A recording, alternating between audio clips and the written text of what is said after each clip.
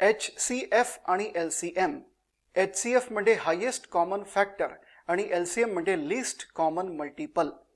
Least common multiple हे दोनही topics आपल्या चांगल्या ओळखीचे आहेत, चांगल्या परिचयाचे आहेत. तर HCF आणि LCM यांचे कॅल्क्युलेशन्स करण्याकरता वैदिक गणितातल्या कुठल्या मेथड्स उपयोगात येतात हे आपण या लेसनमध्ये पाहणार आहोत. वास्तविक पाहता HCF आणि LCM कॅल्क्युलेट करण्याकरता कॅल्क्युलेशन्स करावे लागतात. वास्तविक पाहता HCF आणि LCM हे नेमकं काय आहे हे समजल्याशिवाय वैदिक गणितातल्या मेथड्स प्रॉपरली कळणार नाही. HCF याचा अर्थ काय होतो? Highest common factor. आणि LCM म्हणजे काय? LCM याचा अर्थ होतो लिस्ट म्हणजे सगळ्यात लहान कॉमन मल्टिपल. मल्टिपल आलं लक्षात? LCM म्हणजे लिस्ट कॉमन मल्टिपल.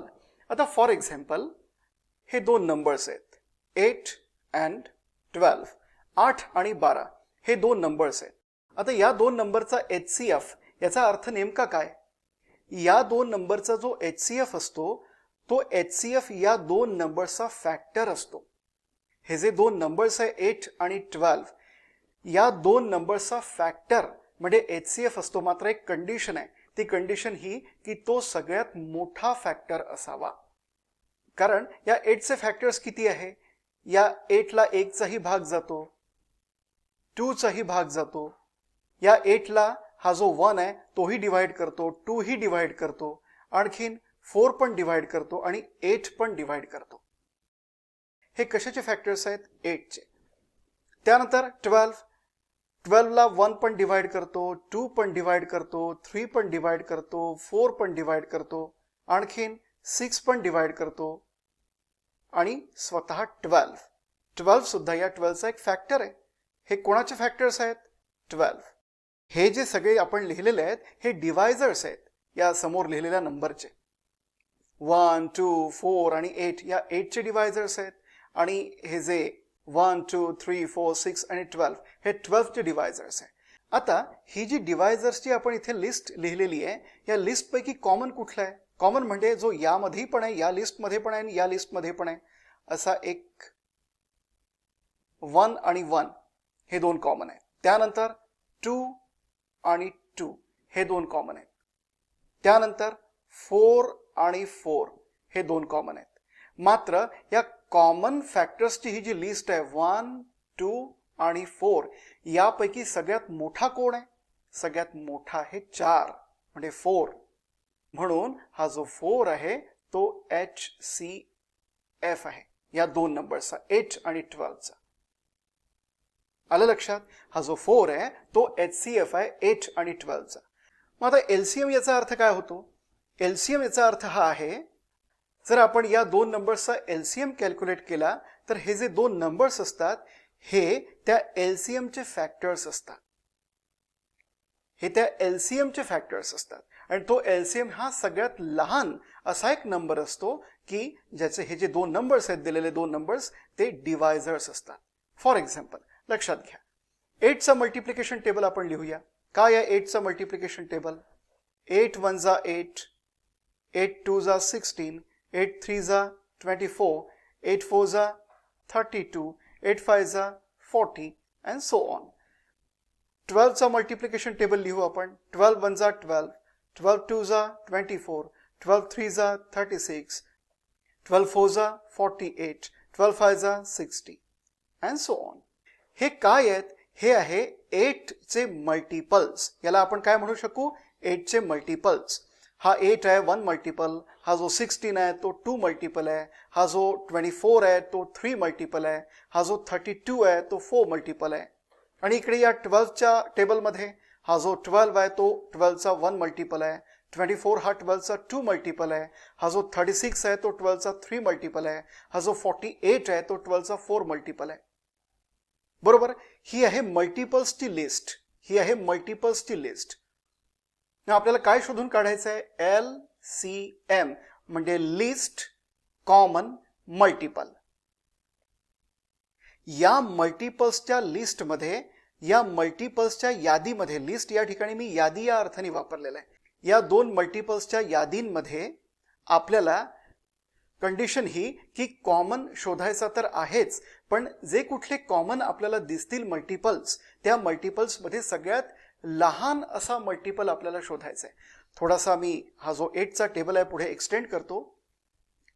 8 6 जा 48. ठीक आहे, 8 6 जा 48 अँड सो ऑन. ओके, तर मग आपण शोधूया की कॉमन कुठला आहे. लक्षात घ्या 8 12 16 24 24 36 येस, हा कॉमन आहे. 24 हा कॉमन आहे. त्यानंतर पुढे 32 36 40 48 48 60 म्हणजे हा जो 48 आहे हा कॉमन आहे. ठीक आहे, हा जो 48 आहे तो सुद्धा कॉमन आहे. म्हणजे दोन कॉमन मल्टिपल्स तर आपल्याला इथेच मिळाले. मग या दोन कॉमन मल्टिपल्स पैकी लिस्ट कुठला आहे, म्हणजे सगळ्यात लहान कुठला आहे, सगळ्यात पहिला आणि सगळ्यात लहान कुठला आहे, तर हा जो 24 आहे तो सगळ्यात लहान आहे. म्हणून 8 आणि 12 साठी 8 आणि 12 साठी लिस्ट कॉमन मल्टिपल कुठला आहे, 24. कुठला आहे, 24. आणि HCF याच दोन नंबरसाठी 8 आणि 12 साठी HCF कुठला आहे, 4.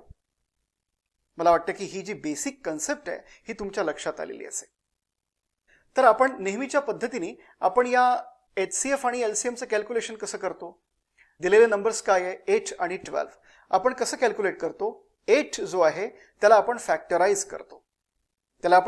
करतो. कसं फॅक्टराइज करणार, 2 इंटू, मग 2 इंटू 2 इंटू 2 म्हणजे किती, 2 क्यूब. आणि या 12 ला कसं फॅक्टराइज करतो, 2 इंटू 3. लक्षात घ्या मित्रांनो, हे बेसिक कॅल्क्युलेशन्स तुमचे स्ट्रॉंग असले पाहिजे. पुढे इंटू, लक्षात घ्या इथे इंटू 1 सुद्धा लिहावं लागेल, इंटू 1. ओके, कारण जेव्हा आपण फॅक्टरायझेशन करतो तेव्हा ते factorisation in the form of prime numbers करतो आपण. इथे 1 लिहून आपल्याला इथे संपवावं लागतं. ओके, तर मग 2 इंटू 2 म्हणजे 2 किती वेळा आहे, 2 वेळा आहे, त्यामुळे 2 स्क्वेअर्ड. इंटू 3 किती वेळा आहे, एकच आहे, म्हणजे 3 टू द पॉवर 1 इंटू 1 आणि इथे इंटू 1. ओके, तर या पद्धतीने आपण प्राईम फॅक्टरायझेशन केलेलं आहे या दिलेल्या दोन नंबर्सचं, 8 आणि 12चं. मग आता यापुढे काय करायचं, HCF कॅल्क्युलेट करायला आपण काय करतो, की हे जे दोन फॅक्टरायझेशन्स झालेले आहेत इथे, या दोन फॅक्टरायझेशन्स मध्ये कॉमन काय आहे हे आपण आधी शोधून काढतो. काय कॉमन आहे यापैकी पहा, एक्सपोनंट थोड्या वेळ निग्लेक्ट करा. ठीक आहे, 8च्या प्राईम फॅक्टरायझेशन लिहिल्यानंतर आपण 2 क्यूब्ड असं लिहिलेलं आहे, आणि 12च्या प्राईम फॅक्टरायझेशन लिहिल्यानंतर 2 squared into 3 to the power 1 हे लिहिलेलं आहे. थोड्या वेळ हे आपण जे एक्सपोनंट्स लिहिलेले आहेत, पॉवर लिहिलेले आहेत, ते थोड्या वेळ निग्लेक्ट करा. तर ते निग्लेक्ट करता कॉमन फॅक्टर काय आहे, 2 आहे. बाकी कुठला कॉमन आहे का, नाही. 1 आणि 1 कॉमन आहे पण तो लिहिण्यात काही अर्थ नाही आहे. 3 सुद्धा कॉमन नाही आहे कारण इथे 3 नाही आहे, त्यामुळे 3 लिहू शकत नाही. त्यामुळे HCF लिहित असताना आपल्याला कॉमन काय लिहावं लागेल, 2. ओके, त्यामुळे 2 पहिले इथे लिहून घ्यायचा. त्यानंतर 8च्या फॅक्टरायझेशन मध्ये आहे 2 क्यूब्ड आणि 12च्या फॅक्टरायझेशन मध्ये आहे 2 स्क्वेअर्ड. या 2 क्यूब्ड आणि 2 स्क्वेअर यामध्ये म्हणजे यांच्या या एक्सपोनंट्स मध्ये, या 3 आणि 2 मध्ये लहान कुठला आहे, ऑफकोर्स 2 आहे. 3 पेक्षा 2 लहान आहे, त्यामुळे याचा एक्सपोनंट आपण सिलेक्ट करणार 2. म्हणजे उत्तर किती आलं, 2 स्क्वेअर्ड इज 4. म्हणून HCF of 8 and 12 is equal to 4. हे उत्तर आहे.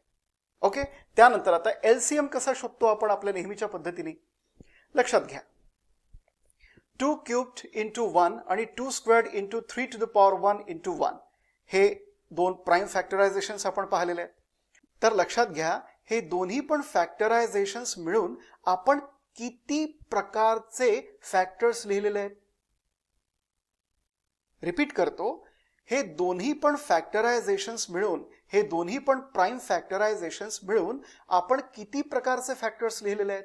लक्षात घ्या, LCM आपण कसा कॅल्क्युलेट करतो लक्षात घ्या. हे दोन्ही पण फॅक्टरायझेशन्स मिळून आपण एकूण किती प्रकारचे फॅक्टर्स लिहिलेले आहेत? आपण लिहिला 2, त्यानंतर लिहिला 3, त्यानंतर लिहिला 1. बरोबर? 2, 3 आणि 1 हे 3 प्रकारचे फॅक्टर्स आपण लिहिलेले आहेत. हे दोन्हीही मिळून, हे दोनही फॅक्टरायझेशन्स मिळून. त्यानंतर आता आपल्याला काय करायचं आहे? हे जे फॅक्टर्स लिहिलेले आहेत आपण, त्या फॅक्टर्स पैकी सगळ्यात मोठा पॉवर कशाचा आहे हे शोधायचं आहे. कुठला आहे मोठा पॉवर या 2 पैकी? 2 इकडे पण लिहिलेला आहे, इकडे पण लिहिलेला आहे. मग दोन्हीकडे जे 2 आपण लिहिलेलं आहे त्यापैकी सगळ्यात मोठा पॉवर, मोठ्यातला मोठा पॉवर कुठला आहे? 3 आहे. त्यामुळे या 2 चा पॉवर इथे 3 लिहा. 3 चा पॉवर, मोठ्यातला मोठा पॉवर कुठला आहे? इथे 3 नाही आहे, इथेच 3 आहे. फक्त एकच 3 आहे आणि त्याचा पॉवर काय आहे? 1 आहे. त्यामुळे हाच आपल्याला कन्सिडर करावा लागेल, हाच विचारात घ्यावा लागेल. त्यामुळे आपण या 3 ला पॉवर देतो, या 3 ला पॉवर लिहितो 1. चला मग आपण मोठे जे पॉवर आहे, हायेस्ट पॉवर्स जे आहेत ते लिहिलेले आहेत आपण. आता यांचं मल्टिप्लिकेशन करायचं आहे. काय येतं? 2 क्यूब्ड म्हणजे 8 इंटू 3 टू द पॉवर 1 म्हणजे 3 इंटू 1 म्हणजे 8 3 जा 24 इंटू 1 24. बरोबर आहे? म्हणजे LCM 8 आणि 12 साठी काय कॅल्क्युलेट केलेलं आहे आपण? 24. ही आपली नेहमीची पद्धत आहे. HCF आणि LCM कॅल्क्युलेट करण्याची ही आपली नेहमीची पद्धत आहे. आता आपल्याला वैदिक गणितातली पद्धत वापरून HCF आणि LCM कॅल्क्युलेट करायचं आहे. लक्ष द्या, ही खूप महत्वाची पद्धत आहे. आपण एक सूत्र वापरणार. आपण सुरुवातीला हे डिस्क्रिप्शन वाचून घेऊया.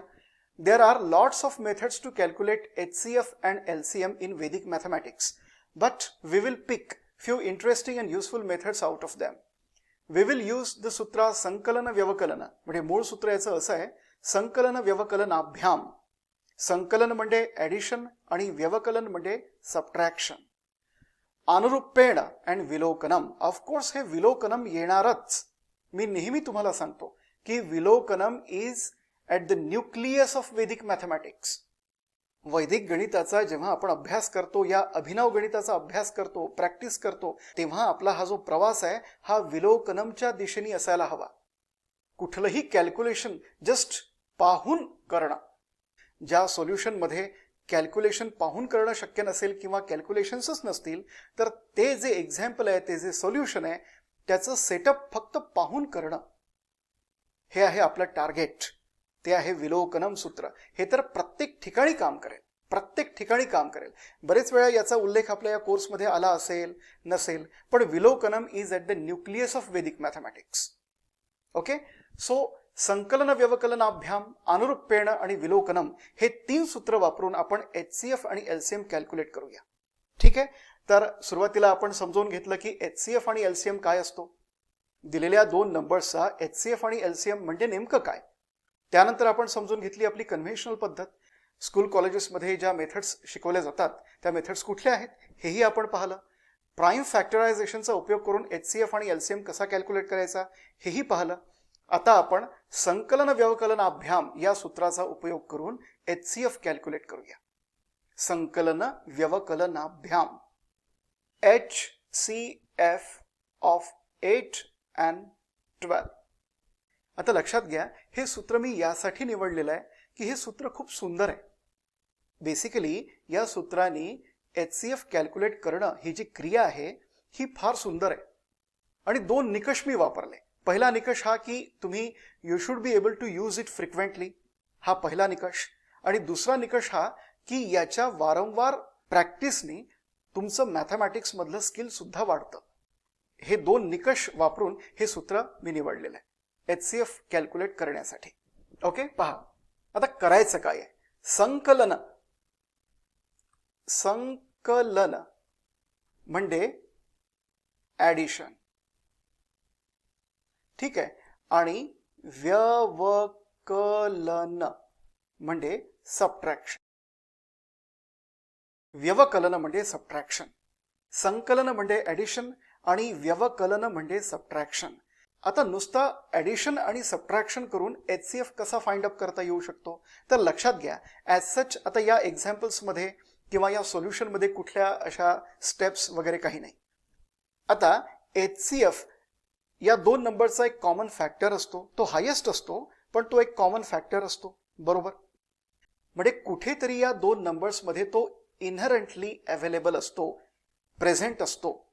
मग तो आपल्याला बाहेर काढायचा आहे, एक्सप्लोर करायचा आहे, ॲडिशन आणि सबट्रॅक्शन करून. आलं लक्षात? पहा, ॲडिशन सबट्रॅक्शन काहीही करा, कसंही करा. लक्षात घ्या, आता 8 आणि 12 हे दोन नंबर्स आहे. आता मी सबट्रॅक्शन करू. 12 minus 8 is equal to 4. 12 minus 8 is equal to 4. आता या पलीकडे याचं काही होऊ शकत नाही. 4 हा 12 ला डिवाइड करतो आणि 4 हा 8 ला पण डिवाइड करतो. म्हणजे व्यवकलन करून, सबट्रॅक्शन करून जे उत्तर आपल्याला मिळालं ते उत्तर या दोघांनाही पण डिवाइड करतं. म्हणजे हा जो 4 आहे तो HCF आहे या 12 आणि 8चा. आणखीन एका पद्धतीने करू. एक काम करतो, या 8 ला या 12 पेक्षा मोठा करतो, म्हणजे या 8 ला 2 ने मल्टिप्लाय करतो, म्हणजे 2 इंटू 8 आणि त्यातून मग 12 मायनस करतो, मायनस 12 म्हणजे किती, 2 8 जा 16 minus 12 is equal to 4. Yes, 4 हा HCF आहे. 16 मायनस 12 इज इक्वल टू 4 हा HCF आहे, बरोबर. तर ही पद्धत वापरून, संकलन व्यवकलनाची ही पद्धत वापरून आपण HCF कॅल्क्युलेट करू शकतो. मात्र एक गोष्ट लक्षात घ्या, असं नाही आहे की ही पद्धत मी तुम्हाला सांगितली ही बेसिकली विलोकनम सूत्र आहे. यामध्ये 50% काम हे विलोकनम सूत्राचं आहे. नुसतं पाहून तुमच्या लक्षात यायला हवं की HCF आहे की नाही. आलं लक्षात? नुसतं पाहून तुमच्या लक्षात यायला हवं की हा HCF आहे की नाही नेमका. त्यासाठी तुम्हाला सगळ्या डिव्हिजिबिलिटीच्या ज्या टेस्ट आहेत, म्हणजे विभाज्यतेच्या ज्या कसोट्या आहेत, त्या तुमच्या लक्षात असायला हव्या. 2, 3, 4, 5, 6, 7, 8, 9, 10, 11, 12 यांच्या डिव्हिजिबिलिटी टेस्ट तुमच्या लक्षात असायला हव्या आणि यांची प्रॉपरली प्रॅक्टिस भरपूर व्हायला हवी.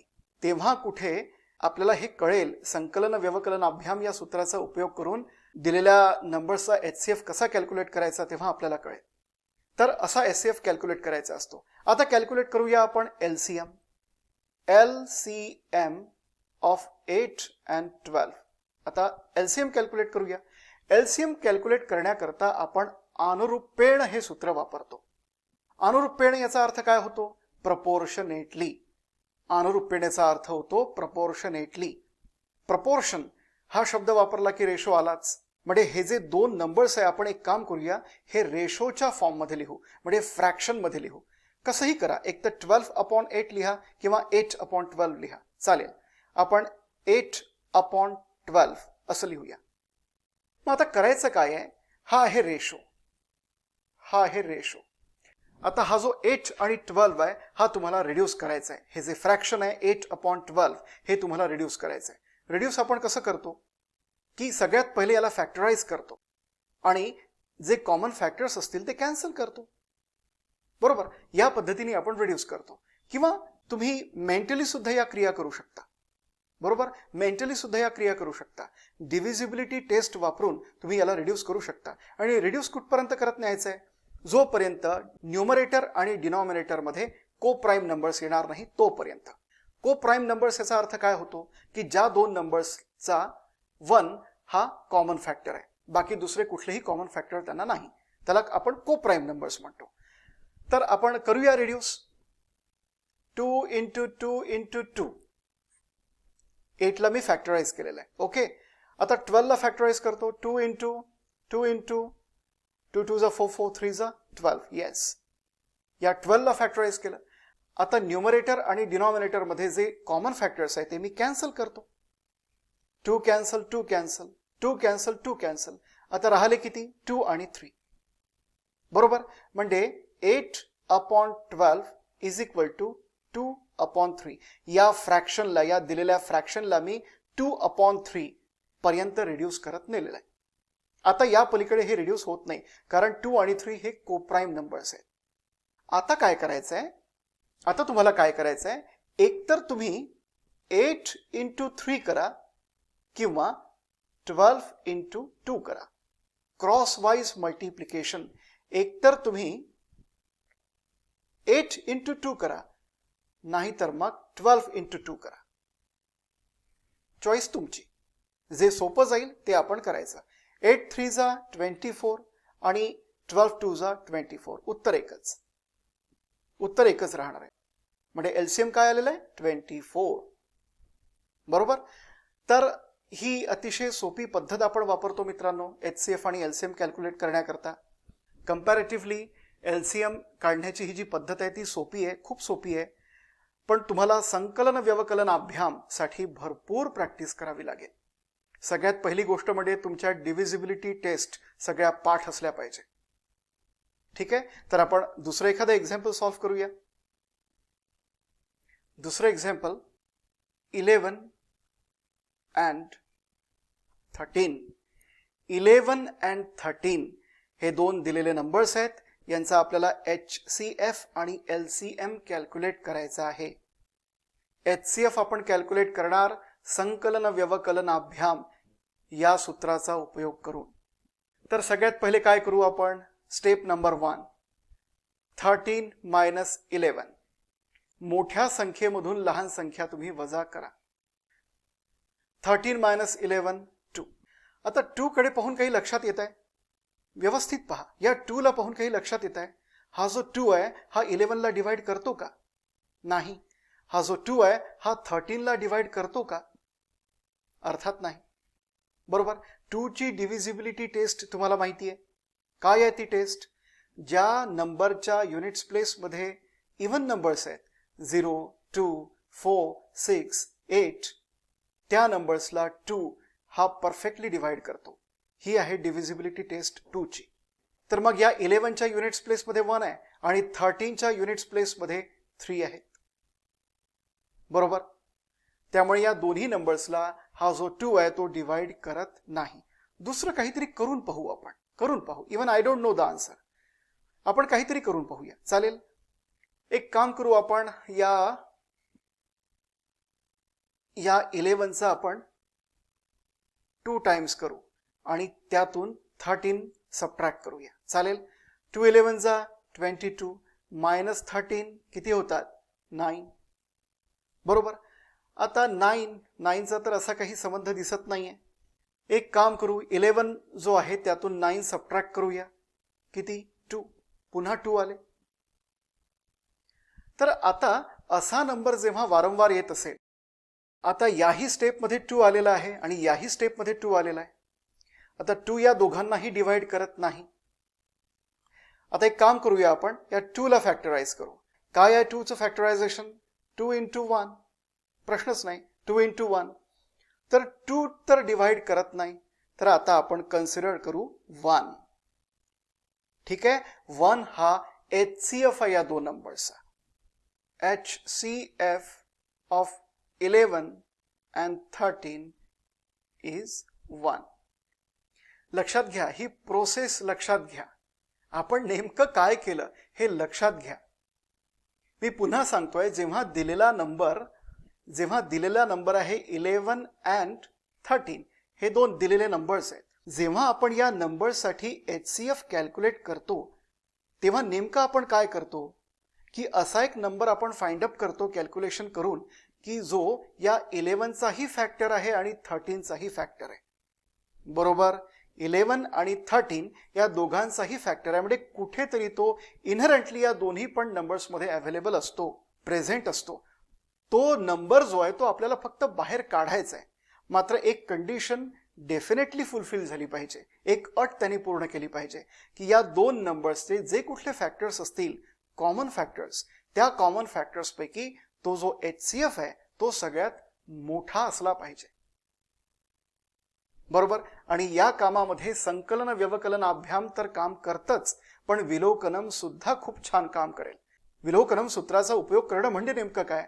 तर डिव्हिजिबिलिटी टेस्ट वापरून ज्या कुठल्या डिव्हिजिबिलिटी टेस्ट आहेत अगदी 20 पर्यंत 20 पर्यंत, त्या डिव्हिजिबिलिटी टेस्ट वापरून आपल्याला हे कन्फर्म करायचं आहे की नेमका HCF कुठला सिलेक्ट करायचा, डिसाइड करायचा. आलं लक्षात? प्रॅक्टिसने येणार. भरपूर प्रॅक्टिस करावी लागेल. आता आपल्याला काढायचं आहे LCM of 11 and 13 is equal to काय करायचं? अनुरूपेण सूत्राचा उपयोग करायचा. आता न्यूमरेटर आणि डिनॉमिनेटर कुठली पण संख्या लिहा. आपण लिहू 11/13. आता या 11/13 म्हणजे या न्यूमरेटर आणि डिनॉमिनेटरला तुम्ही फॅक्टराइज करा, कारण आपल्याला याला रिड्यूस करायचं आहे. वास्तविक पाहता रिड्यूस हे होणार नाही आपल्याला माहिती आहे. Just by inspection, just by observation आपल्याला हे कळू शकतं, कारण 11 आणि 13 हे कोप्राईम नंबर्स आहे. त्यामुळे याचं रिडक्शन जे करू आपण तेच राहणार आहे, कोप्राईम नंबर्सच राहणार आहे. तर 11चं फॅक्टरायझेशन काय होईल? 11 into 1. आणि 13चं काय? 13 into 1. राईट. 11 into 1 आणि 13 into 1. यापैकी रिड्यूस होण्यासारखं काहीच नाही, कॅन्सल होण्यासारखं काहीच नाही. त्यामुळे आपण एक काम करू, या 11 आणि 13ला लिहू आणि पुन्हा त्याच्या समोर इक्वल टू साइन देऊन पुन्हा तोच नंबर लिहू. याचा अर्थ असा की हा रिड्यूस होणार नाही, रिड्यूस जरी झाला तरी इथपर्यंतच रिड्यूस होणार. ओके. आता काय करायचंय? आता तुम्हाला क्रॉस मल्टिप्लाय करायचंय. मात्र ऑर, आयदर ऑर. एक तर तुम्ही 11 into 13 करा, नाहीतर मग 13 into 11 करा. तुम्हाला जे सोपं जाईल ते करा. एक तर तुम्ही 11 into 13 करा किंवा 13 into 11 करा. सोपं काय जाईल तुम्हाला? मला सोपं हे जाईल, 13 into 11. 13 into 10 130 plus 13 143 is equal to 143. म्हणजे LCM काय आहे? 143. 11 आणि 13चा LCM काय आहे? 143. आणखीन एक रिलेशन तुम्हाला माहिती असेल. हे HCF आणि LCMचं कॅल्क्युलेशन करेक्ट आहे की नाही हे ओळखायचं कसं? त्यासाठी एक रिलेशन आपण लिहितो. जे दोन नंबर्स असतात, सपोज N1 आणि N2 असे ते दोन नंबर्स आहेत की ज्यांचा आपण HCF आणि LCM कॅल्क्युलेट केलेला आहे. HCF आहे H आणि LCM आहे L. हे रिलेशन एस्टॅब्लिश होतं. त्या दोन संख्यांचा गुणाकार आणि HCF आणि LCMचा गुणाकार हा सारखा असतो. हे रिलेशन मात्र दोन नंबर्स पुरतीच मर्यादित आहे. 3 नंबर्ससाठी हे रिलेशन वापरता येणार नाही. 10thचं जे NCERTचं बुक आहे त्यातला जो पहिला चॅप्टर आहे रियल नंबर्स, त्याच्या शेवटी ते रिलेशन दिलेलं आहे. 3 नंबर्ससाठी हे रिलेशन कुठलं असतं ते रिलेशन त्यामध्ये दिलेलं आहे, तुम्ही रेफर करू शकता. ओके. तर मग आता आपण बीजांक मेथड इथे अप्लाय करू शकतो की आपण हा जो HCF आणि LCM जो कॅल्क्युलेट केलेला आहे तो करेक्ट आहे की नाही हे व्हेरीफाय करण्यासाठी, पाहण्यासाठी बीजांक मेथडचा वापर या रिलेशनमध्ये करू शकतो. पहिला नंबर कुठला आहे या एक्झाम्पलमध्ये? 11. आणि दुसरा नंबर कुठला आहे? 13. ओके. त्यांचा HCF कुठला आहे? 1 आहे. आणि LCM कुठला आहे? 143 आहे. आता या दोन्ही साईडकडले बीजांक कॅल्क्युलेट करा आणि इक्वेट करा. 11चा बीजांक काय आहे? 2 आहे. 13चा बीजांक काय आहे? 4 आहे. 1चा बीजांक 1च. आता या 143चा बीजांक किती आहे? 8 आहे. ओके. आता 2 4 जा 8 आणि 1 8 जा 8. दोन्ही साईडकडले बीजांक सारखेच आहेत, म्हणजे आपलं हे जे उत्तर आहे हे करेक्ट आहे. HCF पण करेक्ट आहे आणि LCM पण करेक्ट आहे. तर मित्रांनो, मला आशा आहे की LCM तर डेफिनेटली तुम्हाला कळलेलं आहे, मला माहिती आहे. पण हा जो संकलन व्यवकलन अभ्यामचा उपयोग करून, या सूत्राचा उपयोग करून आपण जो HCF कॅल्क्युलेट करतो त्याला जरा विचार व्हावा लागतो, विचार असावा लागतो. आणि विचार केव्हा होणार? प्रॅक्टिस भरपूर करू तेव्हा विचार होणार. तर भरपूर प्रॅक्टिस करा आणि या HCF कॅल्क्युलेट करण्याच्या या पद्धतीवरती मास्टरी करा. आपण पुढल्या लेसनमध्ये सुद्धा प्रॅक्टिस करणार आहोत. ओके.